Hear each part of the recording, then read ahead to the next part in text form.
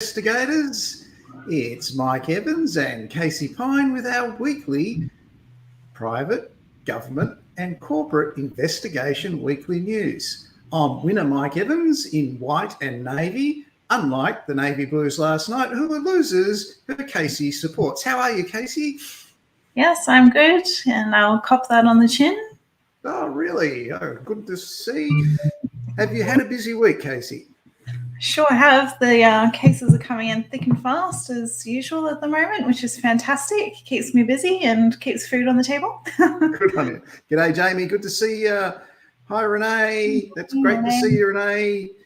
Yes, we've got to bag the blues. Jamie, that's my one purpose in life, to do that. Gives me something to look forward to each week. People, we've got a very busy program today, as always. So let's have a look at what we've got on. In episode 152 of SpyCurious, we're going to look at 10 investigation agencies that don't do relationship surveillance. Casey will review the database system Caspar. We're going to talk about a $16 million state government fraud. Who cares? A $300 million Commonwealth government fraud. Well, we've got a lot of new people watching our program this week who are from a Commonwealth government. They're certainly going to be interested in that one. It's historical, but we learn from the past so we don't repeat those mistakes in the future. G'day, Jen. How you going? Good to see you. Hope you have a great weekend. And we're going to talk about what self-insurers are. G'day, George. Got your job on there this week. Good to see you, mate. And we're going to look at surveillance perverts, Queensland Office of Fair Trading, consultation on marital and relationship surveillance. So we've got a heck of a lot on. I just don't know where to start. So I'll get straight into it. In the news this week, let's have a look at some of the things that have happened in the news this week. So a disability worker who has allegedly defrauded the NDIS was nabbed at the airport after tip-offs. So that worker has gone and got himself into strife. His name was Jonathan Wynne. And when you see NGUYN, it's pronounced Wynne. And he appeared in the Brisbane Magistrates Court. He's been helping himself to finances that should have gone to people with a disability. None of us like to see that. And we'll try and keep posted on what happens in relation to that in the future.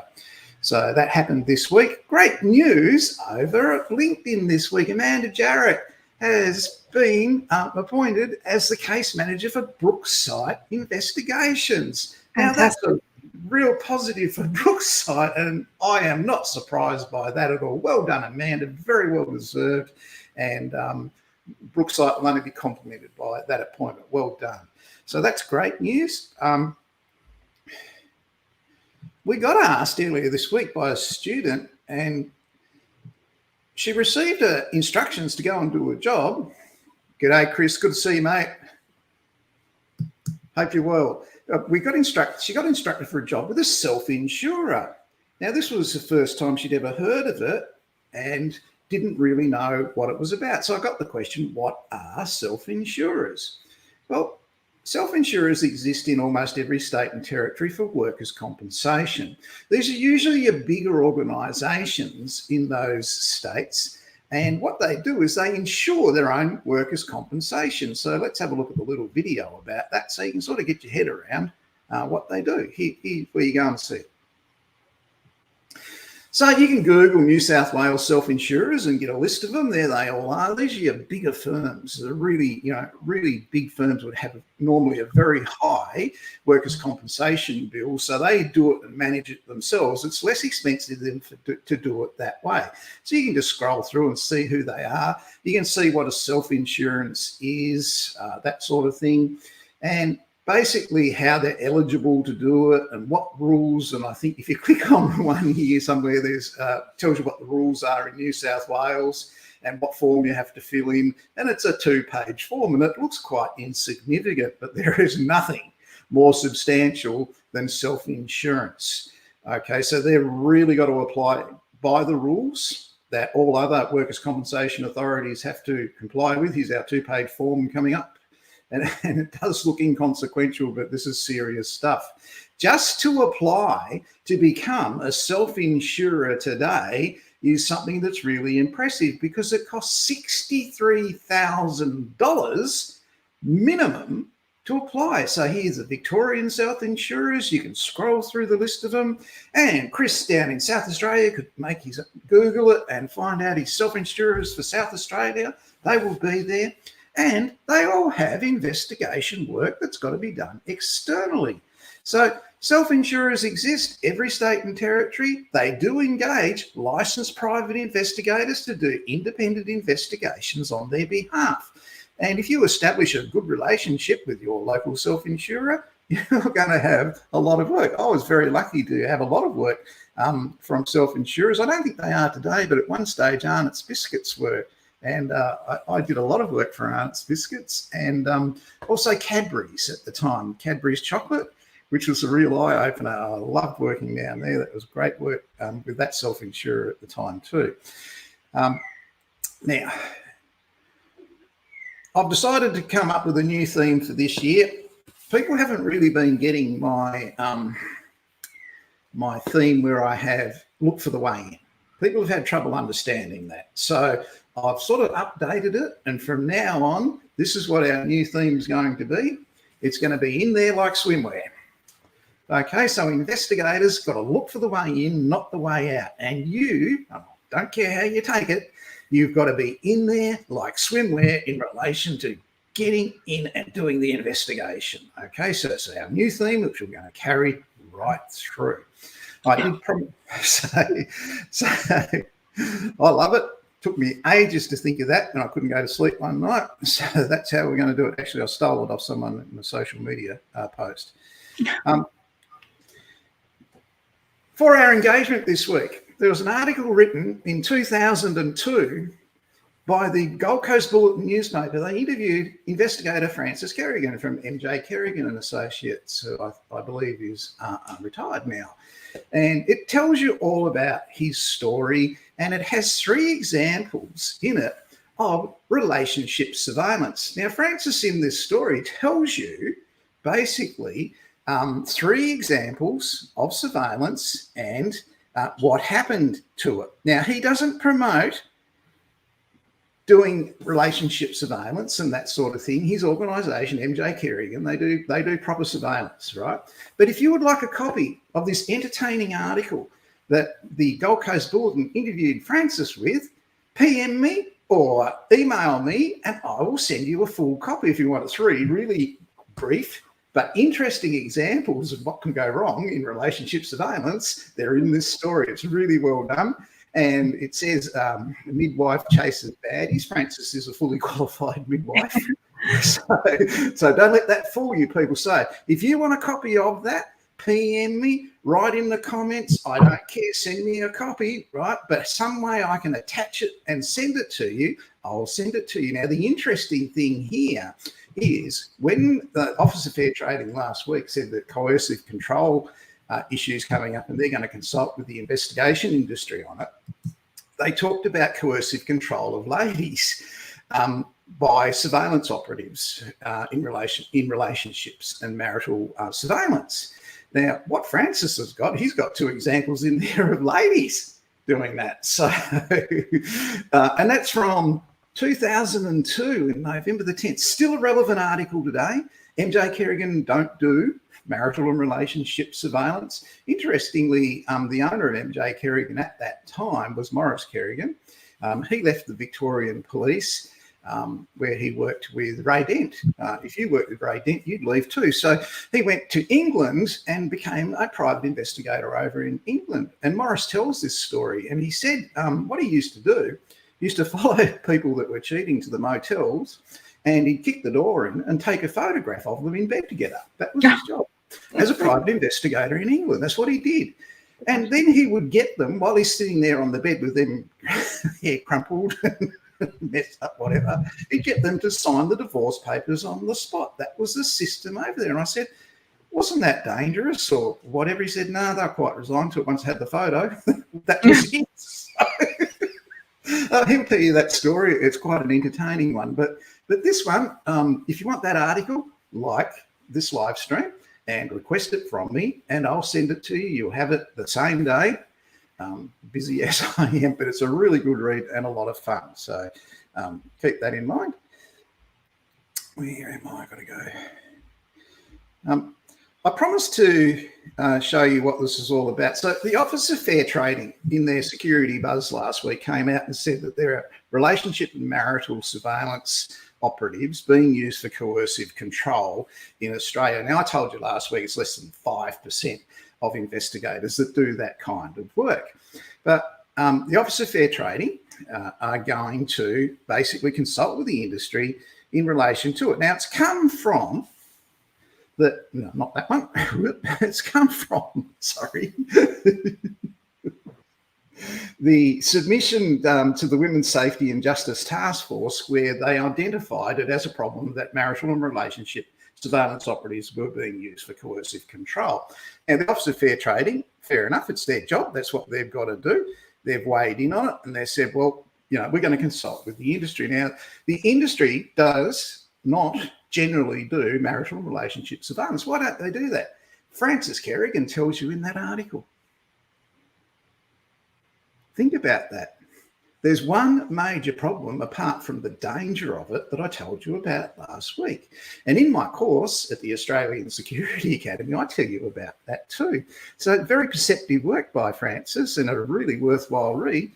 Like this, what you're watching now, request for the document and I'll send it to you. It's from the Gold Coast Bulletin, publicly available. It's no top secret stuff. Mm-hmm. So anyway, we're looking at that this week. So I thought I'd give you an example of 10 organisations that don't do marital and relationship surveillance. And here they are. So we've got the LKA Group. We've got Wise Workplace. There's GUs and Associates, CHS, Sage Management, Surefact, Pinkertons, Brookside, ProCare, and there's probably another one too, but really important, places, these are professional investigation firms, LKA Group, Capital Workplace Investigations. None of these people do marital and relationship surveillance. And what the Office of Fair Trading in Queensland are saying is, well, every investigation agency does it. Well, they don't.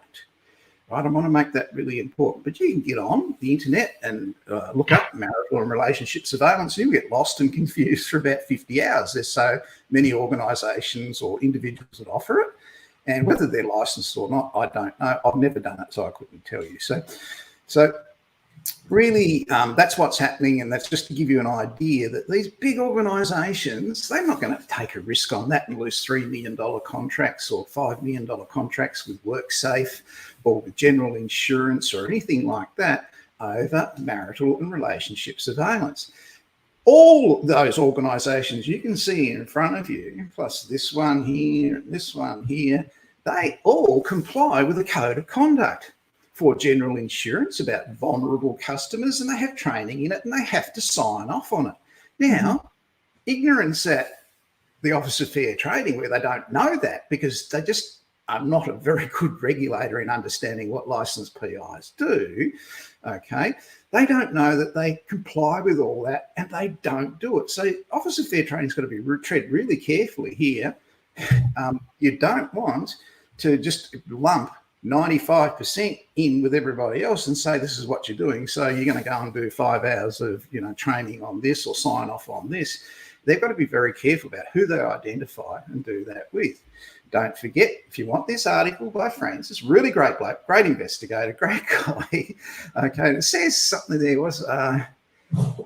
he's gone from being a midwife to a private investigator. You can't help thinking that Francis Kerrigan would make a great dinner guest. He really is. He's a really great dinner guest, but he bullshits about the dessert. He always says that he makes it when really, people, he bought it from the cheesecake shop. Okay, so that's important. Don't sucker for that if you're ever at dinner with him. All right, so that's really important. Casey, what have you got for us today?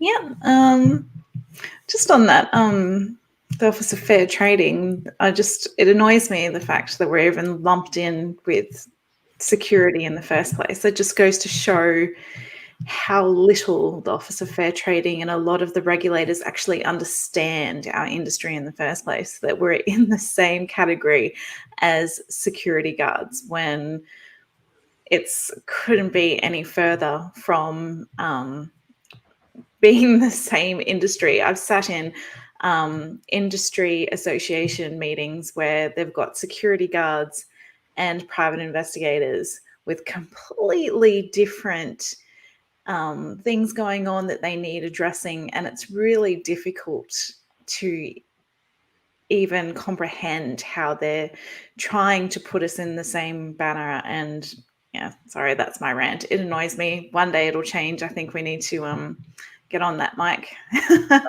We're working on it. We're getting there. Over the last 20 years, they change their staff a lot. As soon as we get one lot organised and educated, then another lot that aren't come through. So yeah. It's ongoing. We're getting there. Yeah. Which is why we have AIRLAP, which is a professional industry association to address it. Exactly. And we don't have security guards. Okay, so today I had the good fortune of speaking to a lovely sales lady from Global Data. And I was talking to her about their product called Casper. So as you know, I mainly do desktop investigations these days.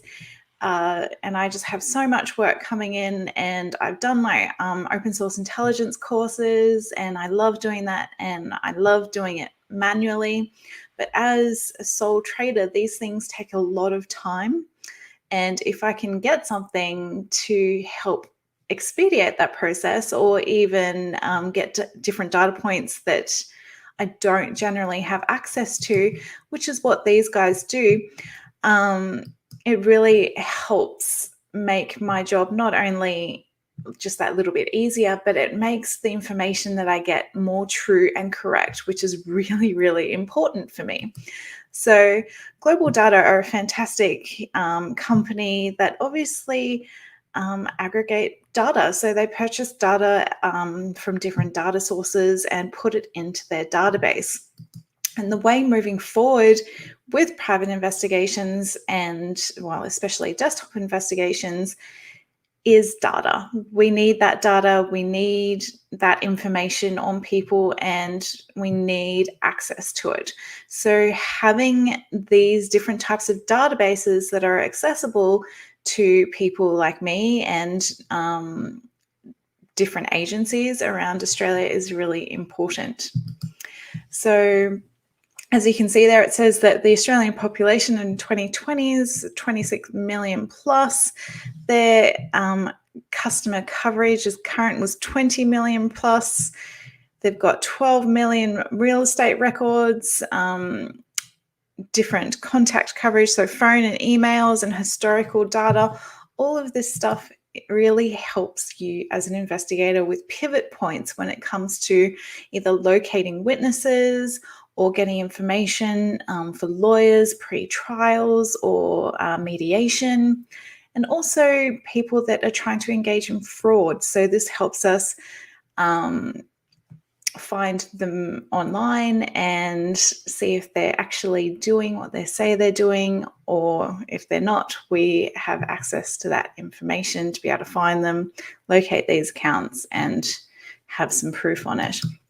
So Casper is one of their, they've got quite a few solutions, but this is one that is important for us. So some of Casper's key data strengths were full names and residential addresses, phone numbers, email addresses, age records, deceased flags, employment information.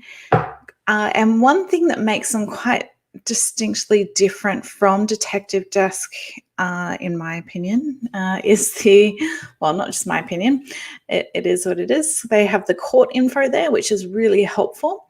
And they've also got employment info. So I used to use Casper. They used to have day passes, which made it quite a bit more affordable for someone like me who is a sole trader that doesn't have necessarily the amount of cases that a big agency every month would have that would make this really beneficial for them. So when they had the day passes, I used this a lot. And now it is a monthly fee, and it's quite, well, it's not quite expensive. Data is expensive.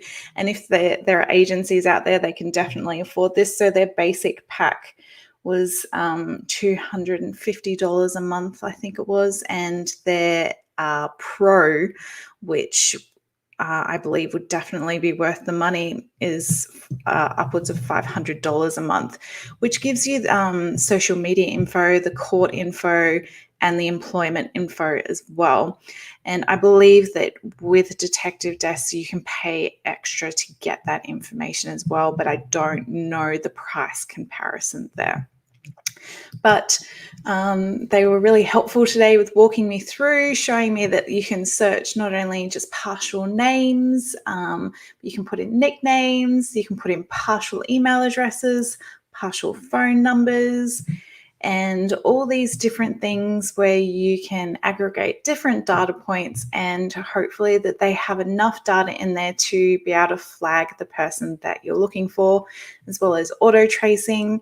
And as I said before, the court data, that also really helps. So it's definitely another fantastic resource out there, a legitimate data source for investigators and investigation agencies, skip traces. Even they do marketing insights as well, but we don't need that. So I highly recommend it if you can afford it. If you have the cases coming in, it's something that was fantastic to kind of sit down and have a walkthrough. Even just if you want to know more about it, they're really friendly, and I found the turnaround to booking in a demo was really quick. The lady that I spoke to today was really helpful. She took me through it. Any questions, she was happy to answer. She wasn't pushy, trying to sell me it like some salespeople are. But yeah, I found Casper really good. And yeah, Casper and Detective Desk, I'm very impressed by both because, as I said before, data is definitely the way forward within investigations, not just desktop, but also this data. You need pre-surveillance checks. You need all these different it's Friday. I'm getting my words muddled. Any kind of investigation, having this information at your fingertips makes a huge, huge difference. You're going in prepared. You're going in with the knowledge that you need, and that makes a big difference. So Global Data, or their specifically their Casper, highly recommend. Fantastic. Good job. Fantastic, Casey. I've used Global Data in the past and found it very good. But with all databases, people, you've got to check that before you subscribe to them, how often they update them. And they are data washers and they sell that service. And you want to make sure through their own data washing that their information is up to date as much as possible. So, but Global Data would be subscribed to by the big major investigation agencies all around Australia. And you as the individual investigator don't really have to do that. But if you're going to set you up as a licensed private investigator, all they do is desktop investigations, you start to really develop your business and you find people and you can locate people, because that's what it's all about. Yep. And some of the people you have to locate are just witnesses. They don't owe money or they haven't done anything wrong, but they live in Darwin. They were on holidays in Hobart when they witnessed the accident at that intersection. And they don't know anyone's looking for them. But once they bought a ticket in a Gold Coast prize home, and they went on a database, and that's how you find people in relation to the use of databases. It's not the be-all, it's not the end-all, but it's an option. And the bigger investigation agencies do subscribe to it. And they do those checks before they send out the instructions to you. So that's just something to keep in mind. Thanks, Casey. That was really good. Because just keep in mind, because a lot of those things, if you do your open source intelligence courses, you can do that manually. And the difference is that it just takes time. You can find that person with that email address who has that alias on Facebook. It just takes that extra bit of time. And unfortunately, there's one thing that kind of let me down with Casper is that they don't do free trials like Detective Desk did.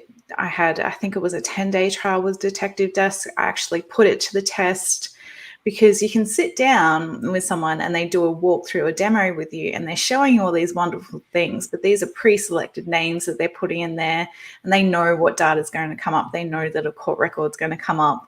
They know that an alias is going to come up because this is how they run through the demo.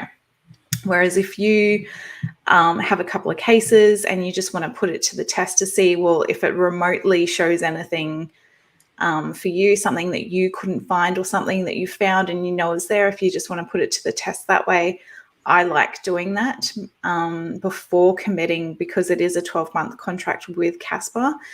That's just, unfortunately, they don't have free trials. So it would be worth speaking to someone, an agency that you know, as to whether it is definitely worth the money or not.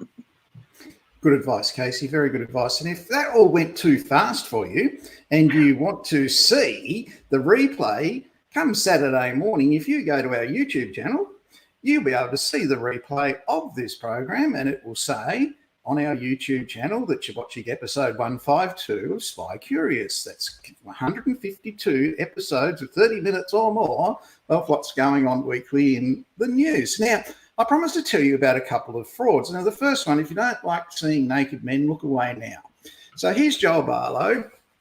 This is from a newspaper article in relation to his $16 million fraud against the Queensland government. Now, the interesting thing is when you have these big frauds like Joel's committed here, okay, they go on basically what's called a saturation manhunt to find the fraudster.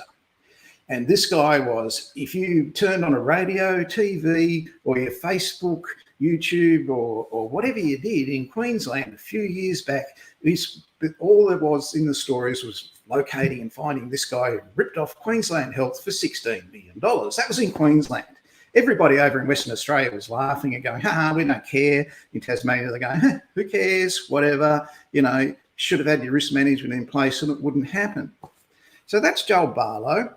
And what I'm going to do for the replay come Sunday, if you want to see all the little short fraud video about that, I'll put it up here above me there on Sunday. So you can watch that and see how Queensland Health, despite all the warnings and all the audits and all the checks, let him go to do what he wanted.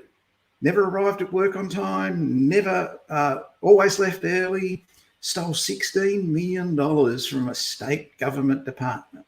It destroyed Anna Blyer's premier, and it took years to correct. They never recovered much of the money, not a lot at all. Now, when you see a saturation manhunt, it's a really big thing. Now, this guy had a saturation manhunt done on him. His name's John Friedrich. And as you can see, he's wearing exactly the same shirt that I wore about 9 weeks ago when I was in Tasmania on this program, which was pretty scary. So John's gone and ripped off the National Safety Council of Australia, where he was the head of it. So they thought it was $40 million. In the video you're about to watch, you're going to see it's a whole lot more than that. You can check him on Google and you'll see he's got his own Wikipedia page, and he's alleged to have been a German who pretended he died, committed pseudocide, as you've seen in this program. If you're not sure what pseudocide is, well, I'll put a link up there too. So there's a second link and you can watch what pseudocide. He went missing and he popped up in Australia.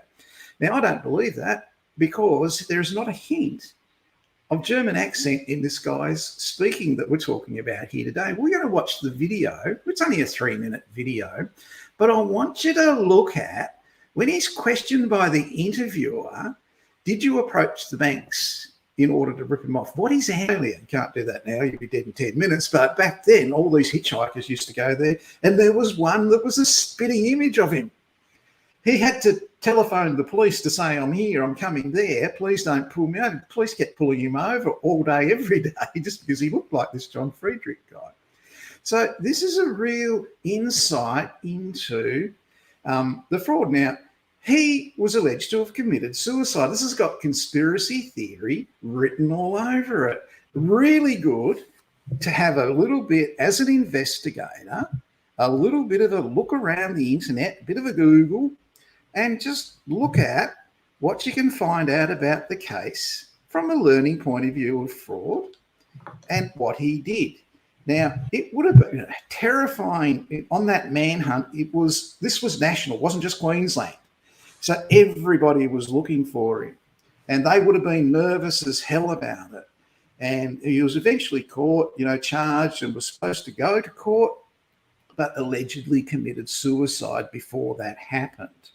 So that's an interesting case. $300 million fraud. Now, if you look at what they said about him, he was charismatic. He commanded a room. If he wanted something, people would fall over themselves to give it to him. Absolute classic case of a person that could commit fraud. And what he personally got out of it, I don't know. They don't say. They say that the National Safety Council of Australia got helicopters or got whatever equipment, it got staff, it got whatever. But he personally, which is what a fraudster usually does, is do it for themselves. I don't know how much he got, and they never really said. And the court cases where they go after the other directors for $93 million each, and they dropped all the charges and then only went after one for $93 million, they don't really give you very much insight into it. So this is a really interesting case. Spending hours trying to solve it's not going to bring him back or do anything. But that saturation manhunt, when you saw every radio program, every TV channel, they didn't have the internet back then on, everywhere. But it was just about finding John Friedrich. And it'd be very, very frightening if you're a fugitive under that much pressure. At Geraldton, they thought he was at the airport, so they actually made a radio announcement at the airport. Would he please come to the flight attendant's desk? He didn't. So that old trick didn't work. He was onto that one. So that's a really interesting case. We, as fraud investigators for the Commonwealth, you've got to look at what happened there. So do a little bit of research on it, have a look at it. That's just one of the, what you just watched is just one of the YouTube videos in relation to it. Now we've got to get into our jobs for the week. With these jobs, jump on to our Facebook, Australian Private Investigator, Corporate and Government Investigator jobs page, where 1,900 members look at the jobs available in corporate, government and private investigation each week at the Australian Security Academy. So here's a great job with Suncorp Metway. This is a corporate position and it is for an external dispute resolution officer. So if someone's not happy about what's happened at Suncorp, you will be the person who they deal with, who solves their issue. Now this is in contrast to the internal dispute resolution officer. Their role is to vet claims that have been knocked back for whatever reason and to facilitate some kind of communication between the organisation and the claimant in relation to that. So they're acting as an internal ombudsman. That's not the role here, but that's something that you should be aware of that exists in every insurance company. This one is about external complaints. Might be slowness of communications or confusion about something. It's not about a specific claim that has been knocked back. That goes to internal dispute resolution, known as IDR. There's a local laws officer up in Toowoomba Regional Council. It's been re-advertised, this position.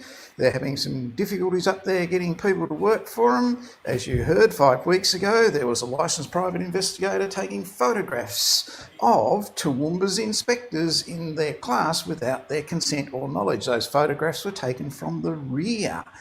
And there's one lady there that when she sees a photo of her, she's not going to be very happy. Factual investigators are required at M&A down in New South Wales.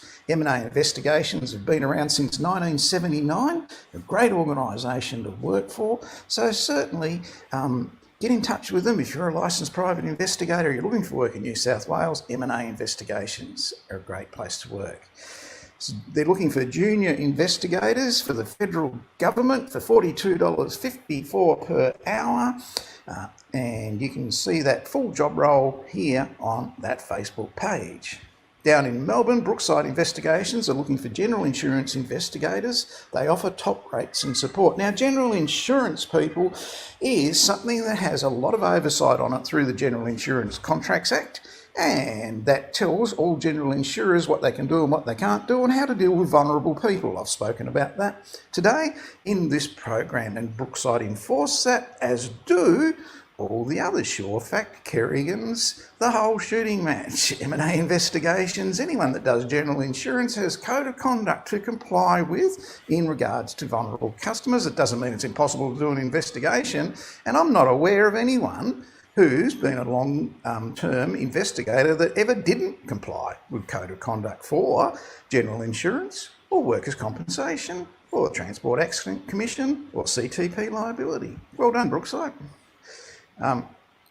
Wise Workplace are looking for an investigator in Brisbane and Melbourne. Great team at Wise Workplace. You'll never see them doing relationship and marital surveillance. These are professional investigation agency, and they're looking for Brisbane and Melbourne investigators.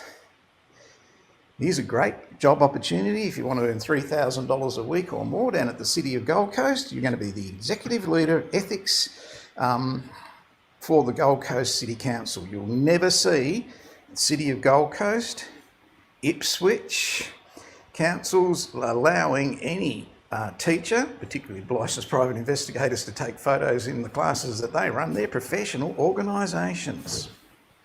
There's a workplace investigator, casual position down at WorkLogic in New South Wales.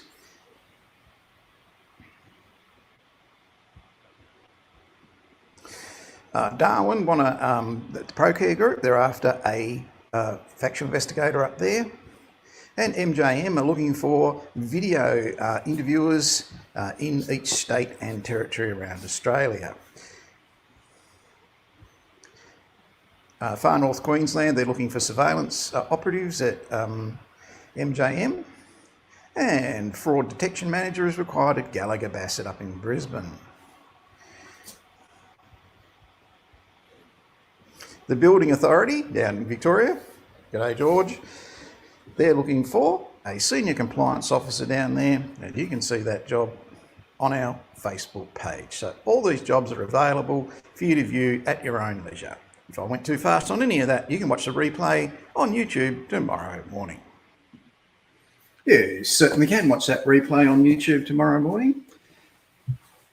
So we've extensively looked today at people that do marital and relationship surveillance, and I have, until I'm blue in the face, said that the organisation, investigation agencies that you want to be working for that actually employ other people instead of one person, they adhere to code of conduct for the Insurance Contracts Act in relation to vulnerable people. They adhere to their state CTP liability rules and regulations and codes of conduct. They adhere to their WorkSafe state codes of conduct, that sort of thing, and they're vetted and checked before they can do investigations. And they have to submit resumes and driving histories in some circumstances for CTP. And when I did that with my CTP insurer in Queensland, they wrote back one word and said colourful. But I was a surveillance operative and I was on the road all day and 5 kilometres over the limit. Quite a few times does add up over time. I really want to make it clear that investigation agencies, like any government department or any other corporation, are very careful with their reputational risk. They monitor what's going on. They monitor social networking. They see what people are actually saying, and they will not employ anyone that is, abusive or that sort of thing in relation to social networking. In relation to coercive control, it happens, and there are narcissists that will employ private investigators to do that. And there are some professional firms in that area as well who have risk management in place and checks and balances. Their experience, they've been around. So it's not like it's wholesale as being indicated in the first instance. And the Office of Fair Trading, they know now and will be quite prepared to, I'm sure, to get in touch with me I'll bring up my phone, my contact details in there like somewhere. There's my phone number, there's my email address, and the Office of Fair Trading can contact me. And as president of AirLap, we can consult with them about what they're doing in relation to that. Next week, people, we have our AirLap meeting on the 1st of July on Friday at 1 o'clock. We're going to be discussing who we would like to win our AirLap Excellence Awards for 2022. So if you've been working for an employer that's helped you out, or in association with another investigator who's guided you and given you good value, and you consider them worthy of recognition in the industry, and you're an Australian Security Academy student and member of AirLap, which is free and you automatically are, you can nominate them next week or email me anonymously this week or whatever, and I'll announce it anonymously in next week's meeting of who we're lining up for AirLap Excellence Awards next week. We'll also be discussing some options of guiding the Office of Fair Trade in Queensland in the consultation process of marital and relationship surveillance. So it doesn't mean we want to stop it, but what I'm saying to you is it happens, it's going to happen, and people make a living out of it, and they're allowed to, right? So if you're a person that does that and you want to communicate access to databases or whatever to the Office of Fair Trading for private investigators so that doesn't happen and they can recognise crims and stuff like that who've done that in the past, let's discuss it next week. Put forward to me your solutions for checks and balances on people that might do marital and relationship surveillance and coercive control. So one of the suggestions this week was about getting private investigators access to databases. So that happened. So next week, people,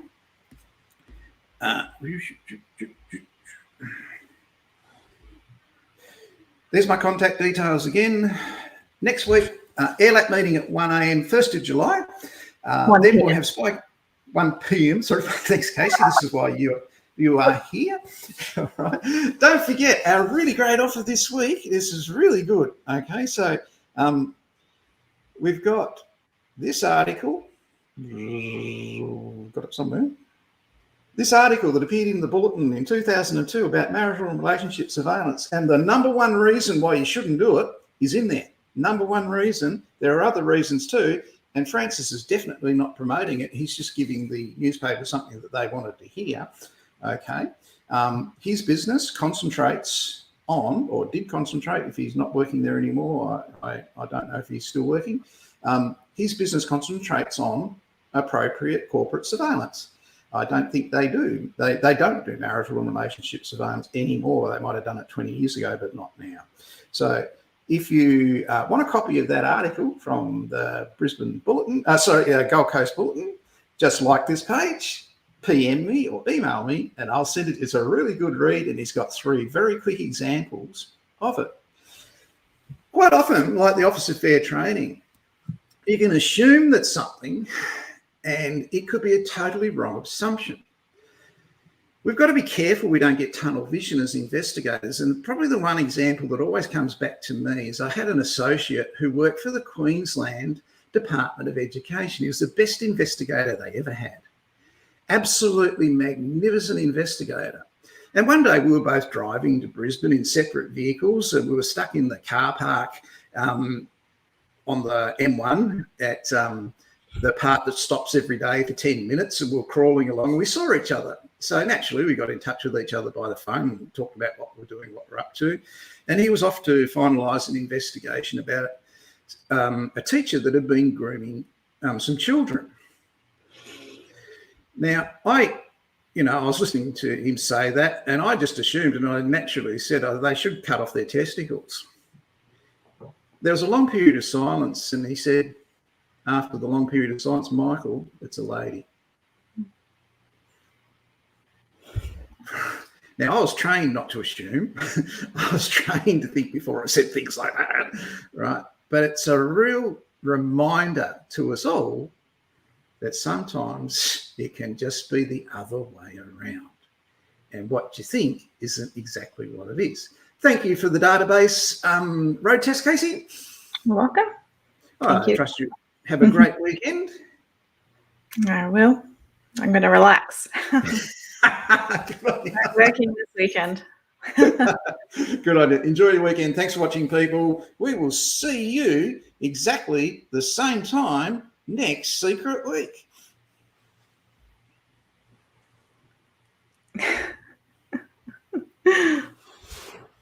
Gotta love Secret Squirrel.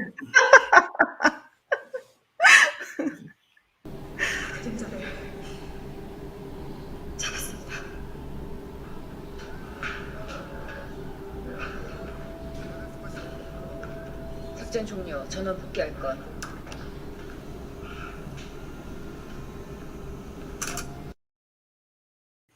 That was episode 152 of SpyCurious, 152 weeks straight of investigation industry news, brought to you by Mike Evans and Casey Pine at the Australian Security Academy. See you next week, people.